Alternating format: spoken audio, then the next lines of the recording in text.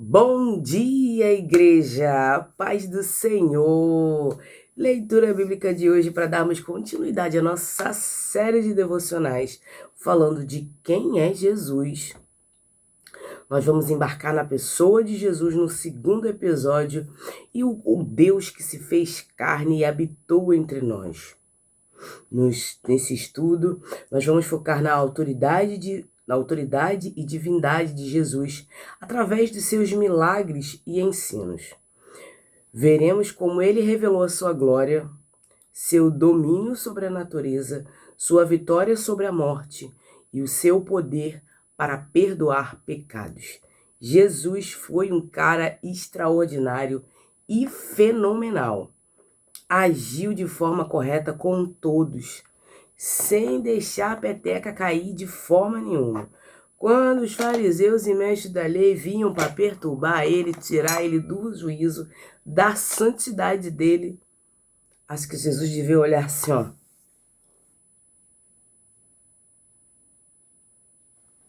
com cara de núncio, porque esses caras tentavam tirar Jesus do sério. Mas Jesus era um cara fino, era um cara refinado, que sabia das coisas, que dominava as escrituras, que é o principal das nossas vidas, né?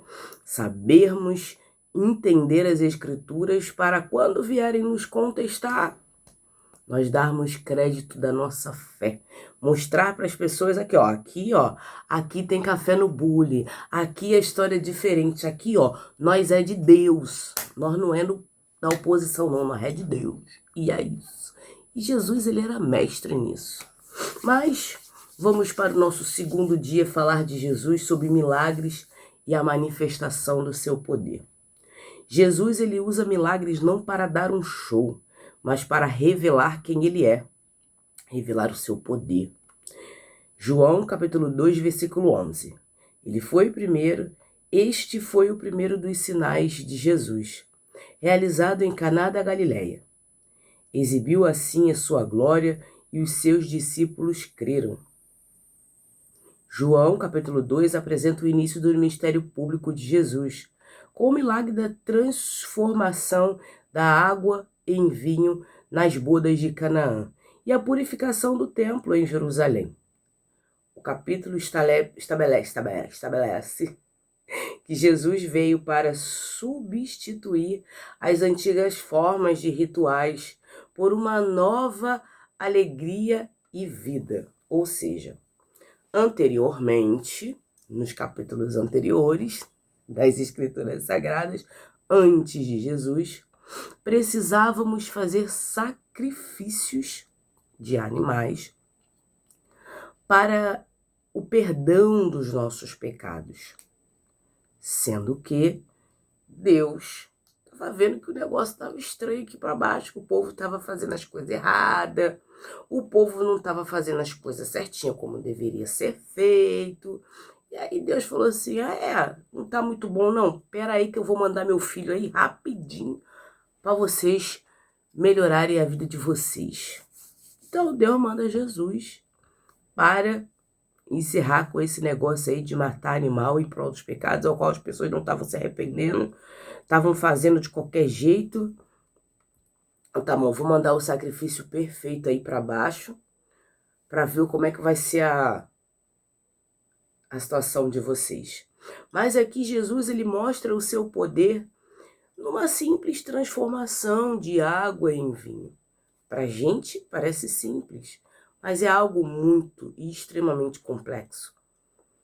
E a gente não consegue, muitas das vezes, nem distinguir qual é a cor do esmalte. Imagina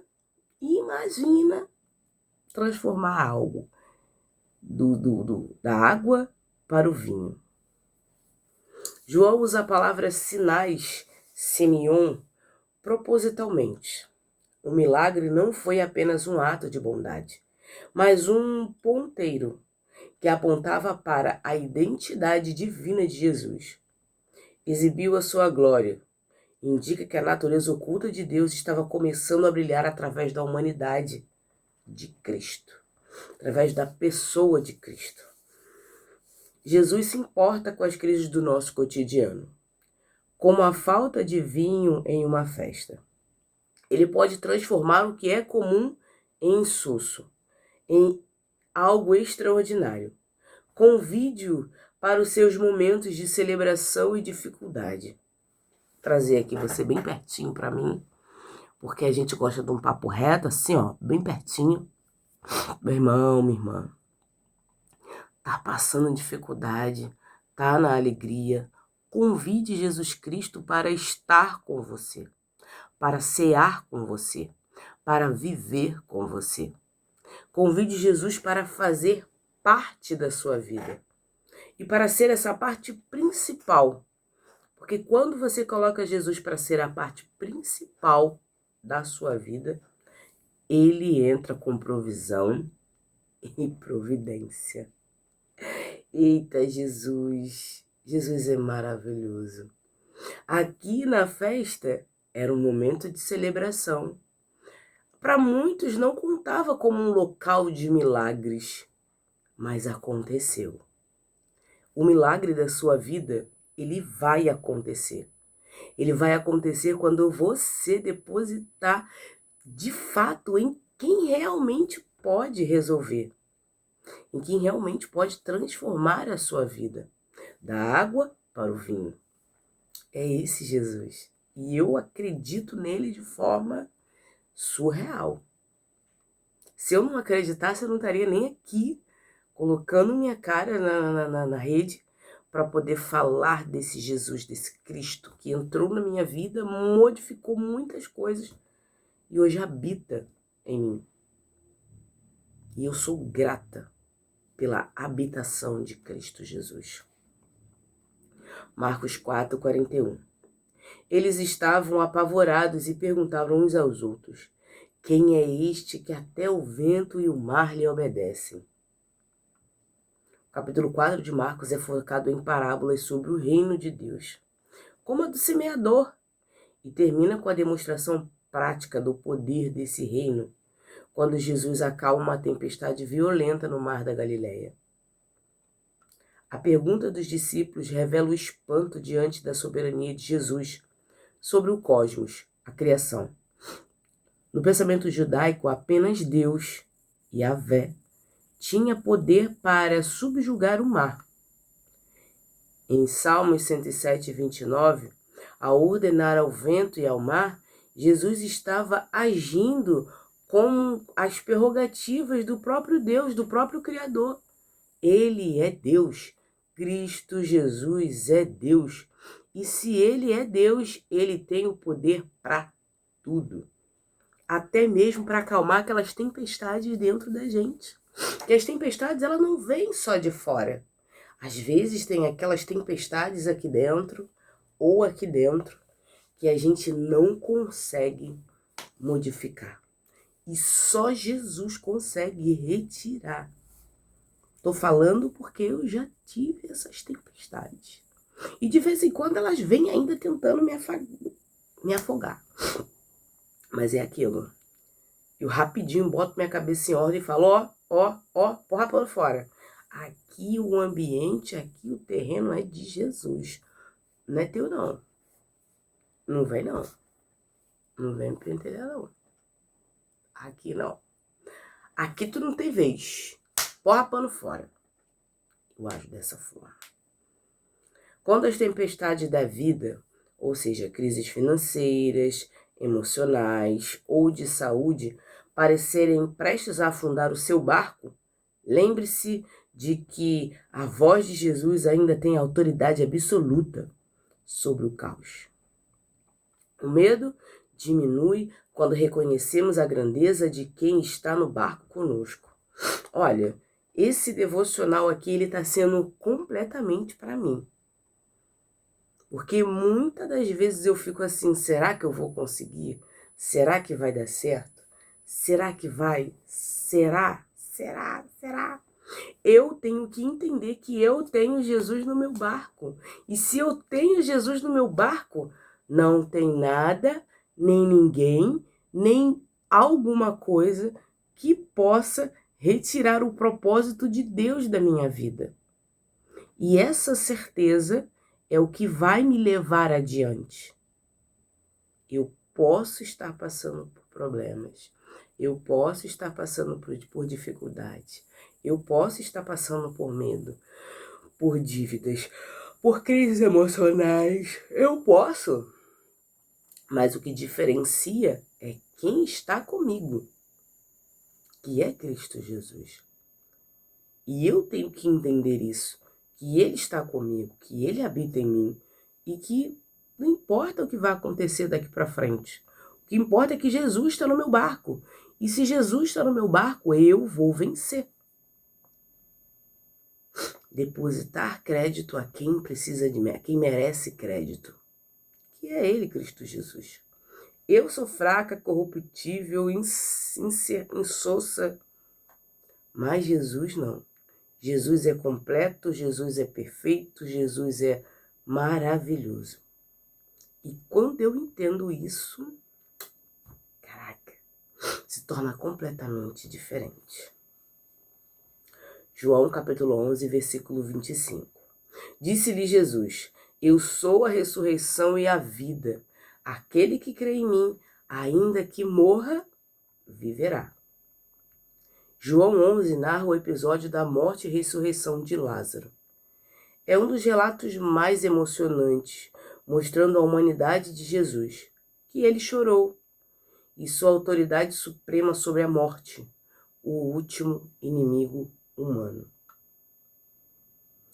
Esta é uma das 7 declarações, eu sou, de Jesus do Evangelho de João.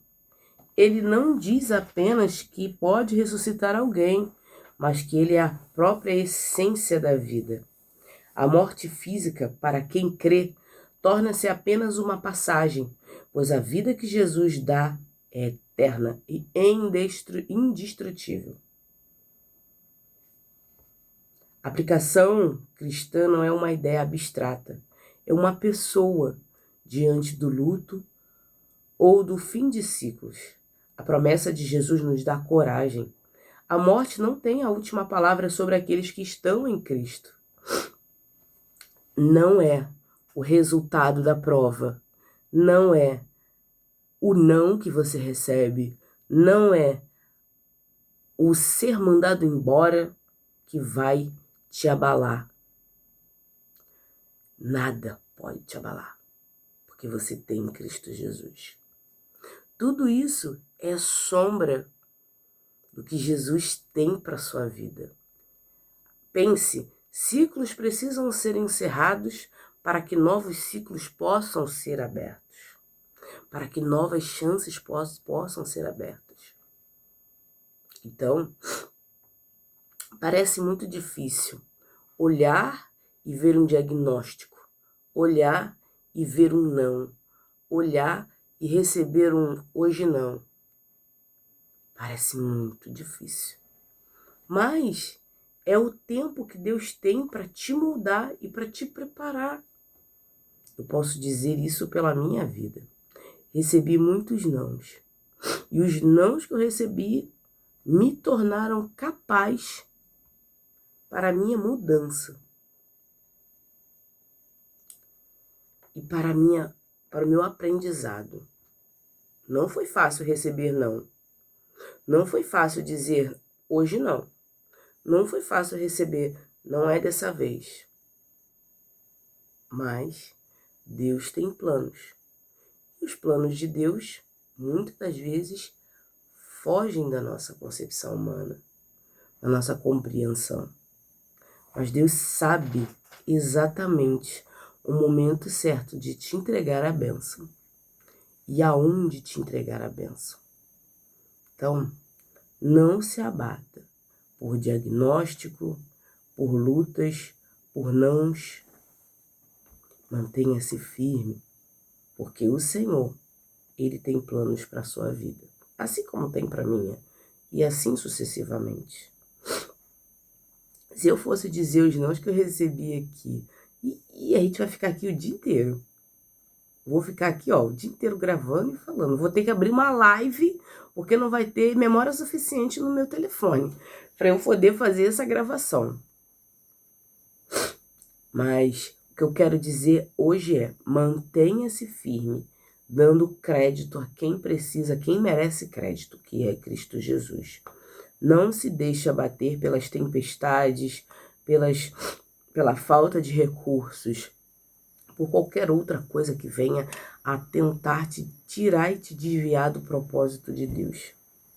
Lucas 5:24. Mas para que vocês saibam que o Filho do Homem tem na terra autoridade para perdoar pecados. Disse ao paralítico: eu lhe digo, levante-se, pegue a sua maca e vá para a sua casa. Levanta e anda.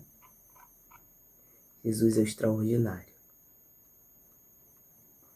Lucas 5 relata a pesca maravilhosa, a cura de um leproso e a cura de um paralítico abaixado pelo telhado. O tema central é a autoridade de Jesus para chamar pecadores e restaurar a dignidade humana. Quando Jesus perdoa nossos pecados, não é somente porque Ele quer fazer isso, mas porque Ele encontrou em nós algo que possa ser útil. Porque se não for para fazer a obra de Deus, nossa vida é vazia e inútil. Devemos estar em contato constante com o Filho de Deus, com Cristo Jesus, para assim moldar o nosso caráter. Jesus usa o título O Filho do Homem, referência a Daniel 7, capítulo 7, versículo 13 ao 14, para afirmar sua autoridade messiânica. Ele cura a paralisia física para provar que tem poder para curar a paralisia da alma. O pecado, o milagre visível, autentica a realidade invisível do perdão. Ou seja, tudo tem um porquê. Nada acontece por acaso. Quando bênçãos, milagres acontecem na nossa vida, é para a glória de Deus. E se ainda não chegou o momento, mesmo assim, vamos continuar glorificando a Deus. Deus é extraordinário. Muitas das vezes focamos apenas na cura física ou na solução dos problemas externos. No entanto, Jesus nos ensina que a nossa maior necessidade é o perdão. Ele é poderoso para restaurar tanto o corpo quanto a consciência. Os milagres eram as credenciais de Jesus. Ele agia com a autoridade de quem criou as leis da natureza. A identidade inquestionável de Jesus. Ao unirmos esses 4 versículos, temos um relato completo de quem é Jesus. Em João 2, ele é o Senhor da criação que traz nova alegria. Em Marcos 4, ele é o Senhor da natureza que traz paz ao caos. Em João 11, ele é o Senhor da vida que vence a morte. Em Lucas 5, ele é o Senhor da alma que perdoa os pecados.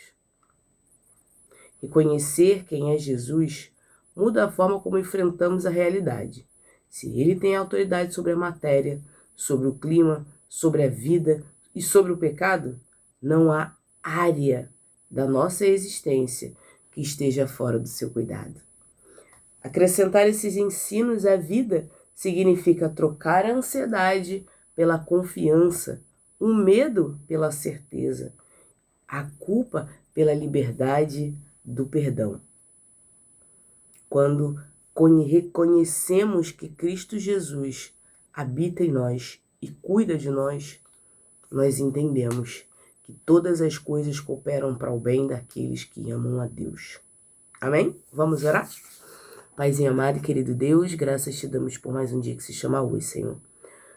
Obrigada, Pai, pelo teu amor, pela tua misericórdia, por tudo que o Senhor representa em nossas vidas. Aprendemos, Pai, que Jesus é maravilhoso. O Senhor é maravilhoso.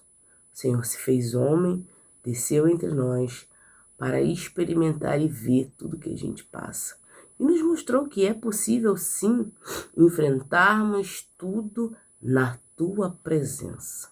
E hoje o Senhor é presente em nossas vidas. O Senhor está aqui, hoje, orando conosco, ouvindo nossas orações, acalentando nossas almas, cuidando do nosso ser. E somos gratos, Pai. Somos gratos porque o Senhor nos revelou a Cristo Jesus, nos entregou a Cristo Jesus para morrer na cruz pelos nossos pecados. Muito obrigada, Deus. Muito obrigada, Cristo. Muito obrigada por tudo. Perdoe as vezes que eu fico na incerteza, no medo, na minha ignorância, na minha inércia. Me perdoa, Pai, e me direciona. Toma minha vida, cada passo do meu ser nas tuas mãos. E dirige-me, Pai. Hoje eu oro e já te agradeço em nome de Jesus. Amém.